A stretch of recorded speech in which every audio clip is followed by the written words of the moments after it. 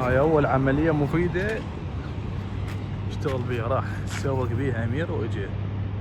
بس ليش بطيئة؟ لان الباتري مالتها 37 فولت، انا مخليها تشتغل على شقد، على 12 فولت. فرق هواي. بس شنو نجح الموضوع يعني تقريبا. خلينا نقول راح بيها فد 1000 متر.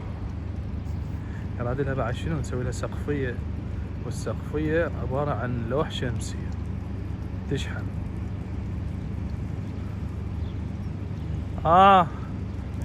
بطيئة مو يراد لها بعد باتري بس زين.